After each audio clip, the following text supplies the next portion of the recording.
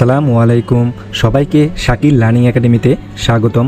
আজ আমরা মাইক্রোসফট এক্সেলের খুবই গুরুত্বপূর্ণ একটি ফর্মুলা সামইফ সামইফ ব্যবহারের মাধ্যমে মাইক্রোসফট এক্সেলে আমরা কিভাবে খুব সহজে কাজ করতে পারি সেটি আজ আমি আপনাদেরকে দেখাবো। এখানে আপনারা একটি এক্সেল ফাইল ওপেন করা দেখতে পাচ্ছেন। এটি একটি কোম্পানির জানুয়ারি মাসের সেলসের ইনফরমেশন। এখানে কয়েকজন 5জন সেলসম্যানের নাম দেওয়া রয়েছে। এরা প্রত্যেকে বাংলাদেশ, ইন্ডিয়া, আফগানিস্তান এবং পাকিস্তানে কে কত টাকা সেলস করেছে জানুয়ারি মাসে তার ডেটাটা দেওয়া রয়েছে। তো এখান থেকে আমরা প্রথমে বের করব বাংলাদেশ, ইন্ডিয়া এবং আফগানিস্তান, পাকিস্তান জানুয়ারি মাসে টোটাল কত টাকা সেলস করেছে। এটা আমরা সাম ইফের মাধ্যমে আমরা বের করব। তবে সাম ইফ ফর্মুলা প্রয়োগ করার আগে আমাদের তিনটি বিষয় অবশ্যই জানতে হবে। সাম ইফ ফর্মুলা প্রয়োগ করার সময় আমাদের এই যে নিচে ঘরে তিনটি কথা দেখতে পাচ্ছেন, রেঞ্জ, ক্রাইটেরিয়া এবং সাম রেঞ্জ। তো এই তিনটি বিষয় আমাদেরকে অবশ্যই জানতে হবে। তো প্রথমে যদি আমরা বলি যে রেঞ্জ, আসলে রেঞ্জ জিনিসটা কি, রেঞ্জ যদি আমরা বলি সেটি পরিসীমা বা সারি। তো সামিফের ক্ষেত্রে অবশ্যই মনে রাখবেন রেঞ্জ মানে পরিসীমা বা সারি।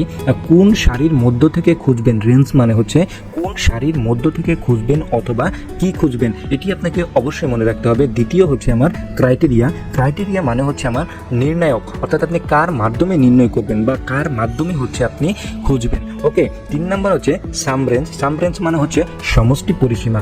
কোন সেল বা সারিগুলোর মধ্য থেকে আপনি যোগ করবেন, কোন সেল বা সারিগুলোর মধ্য থেকে আপনি যোগ করবেন। এই তিনটি বিষয় আপনাকে অবশ্যই মনে রাখতে হবে। তো চলুন প্রথমে আমরা এই বাংলাদেশ, ইন্ডিয়া, আফগানিস্তান এবং পাকিস্তানের কত টাকা সেলস করেছে জানুয়ারি মাসে সেটা আমরা সাম করব সাম ইফের মাধ্যমে। তো আমি কিবোর্ড থেকে সাম ইফ ফর্মুলা কল করতেছি। কিবোর্ড থেকে ইকুয়াল প্রেস করলাম। প্রেস করার পর সাম ইফ টাইপিং করার পর দেখেন এখানে সাম ইফ চলেছে।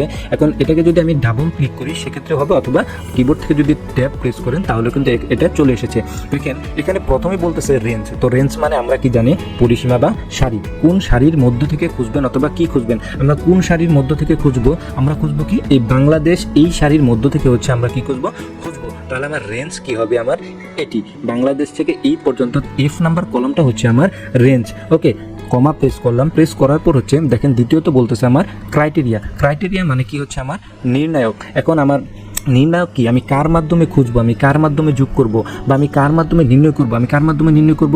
যেহেতু আমি বাংলাদেশের সেলসের ডেটাটা আমি এখানে নিয়ে আসবো, বাংলাদেশের সেলসের ও অ্যামাউন্ট আমি এখানে সাম করব, সেক্ষেত্রে আমার নির্ণায়ক আমার কি বাংলাদেশ। এখন আমি যদি এখানে যে বাংলাদেশ দেখতে পাচ্ছেন এখানে যদি ক্লিক করি তাহলেও আমার হবে, অথবা এই যে সারিগুলোতে আমি সিলেক্ট করেছি রেঞ্জে, এখানেও যদি আমি ক্লিক করি সেক্ষেত্রেও কিন্তু আমার হবে। তো আমি বাংলাদেশে আমি ক্লিক করলাম। ক্লিক করার পর আমার কি সাম রেঞ্জ। তো সাম রেঞ্জ মানে কি আমার সমষ্টি পরিসীমা, কোন সেল বা সারিগুলোর মধ্য থেকে যোগ করব। এখন আমি এখন আমরা কোন সেল বা সারির মধ্য থেকে যোগ করব, আমরা করব কি এইচ নাম্বারে যে কলমটা দেখছেন এই সারির মধ্য থেকে আমরা কি করব, যোগ করব। তাহলে স্বাভাবিক আমরা এটাকে আমরা সিলেক্ট করে দিলাম। সিলেক্ট করে দেওয়ার পর কিবোর্ড থেকে ফার্স্ট ব্র্যাকেট ক্লোজ করলাম। ক্লোজ করার পর এন্টার প্রেস করলাম।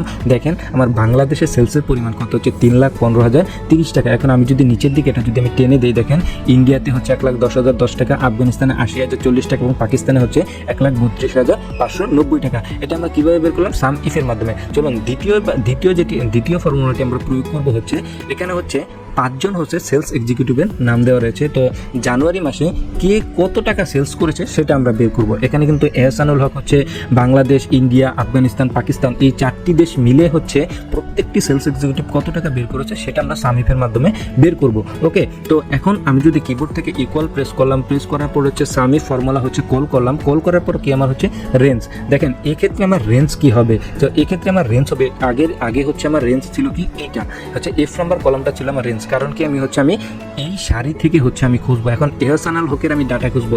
এহসানুল হক আমার কোথায় রয়েছে, আমার জি নাম্বার কলমে রয়েছে। সেক্ষেত্রে আমার রেঞ্জ হবে কোনটা, আমার এই কলমটা হবে আমার রেঞ্জ।